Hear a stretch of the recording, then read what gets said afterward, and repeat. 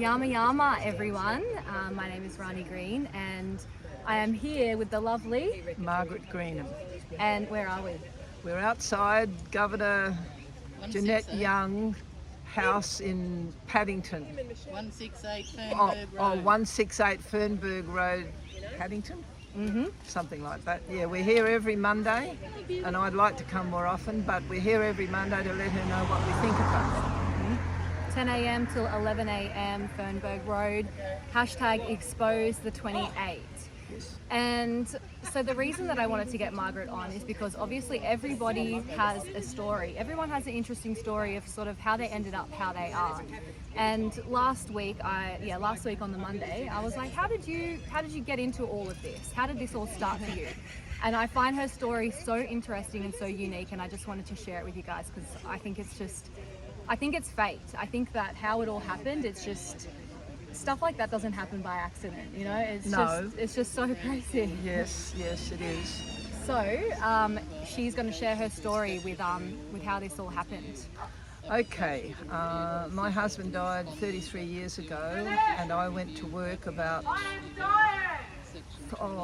4 years later, and computers were really starting to come in, and I was working on a site where there were all men and me, and for some reason or other this computer spat out something to me from a gentleman, I don't know who he was, and it mentioned the what we've been through with COVID, that there was going to be problems somewhere along the line about the evil that is going to happen.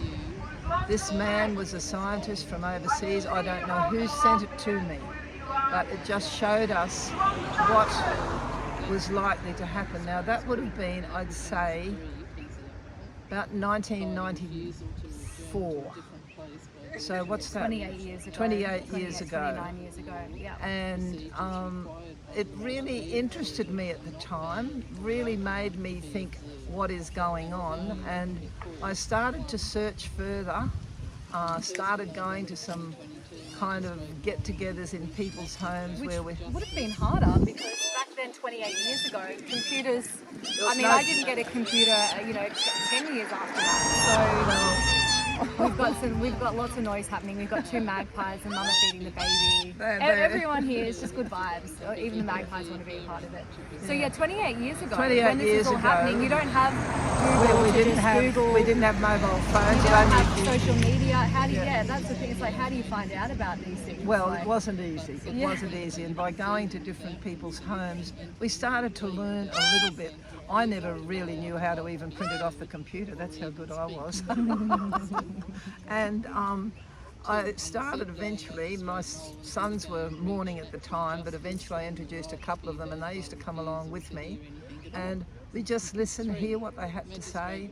And a few times during this process up until now, in the earlier stages, my friends used to say, oh, watch out, here comes Marg, put up the day if she wants to have another talk.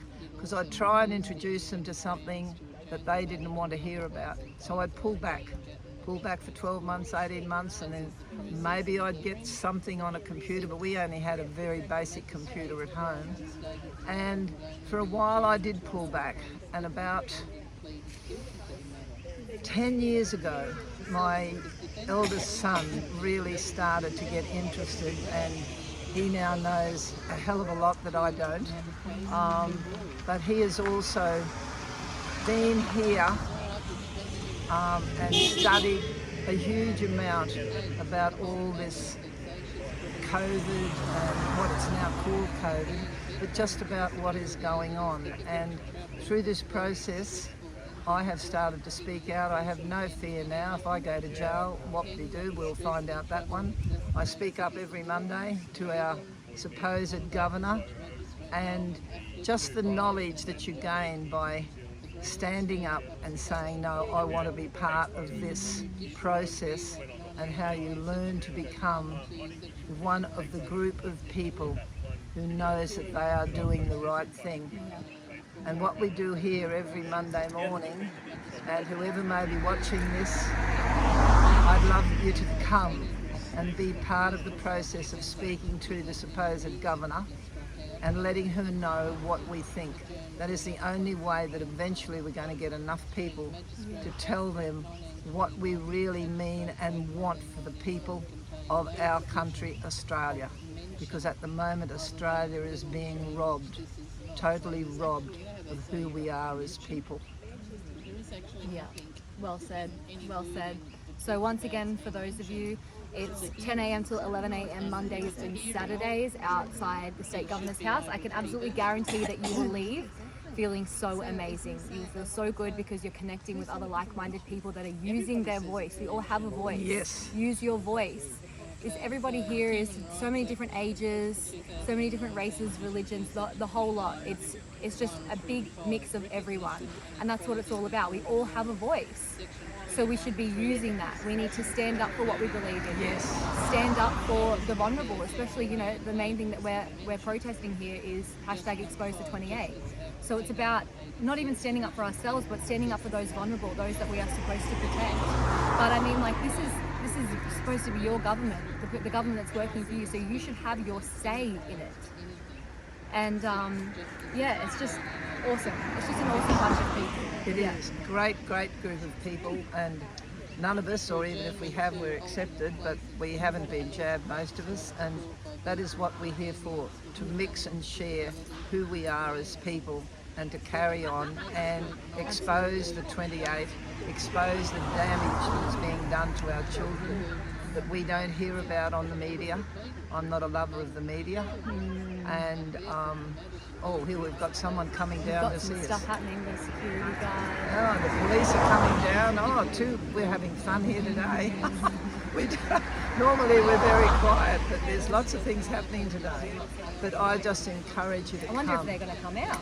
You know, people walking into the State Governor's house, hopefully they make it out alive. Oh, they're most probably making sure we should go over and join in. But no, if you can and make it just for that hour every Monday morning or Saturday, it would be really wonderful. Thank you. And do you just want to leave them with, if you had one piece of advice for your younger self or someone out there watching this, what one bit of advice would you give when it comes to all this sort of stuff and speaking your One truth bit of there? advice. One, don't be afraid to speak out. It's not easy. I know when I was younger I was, but I'm not anymore.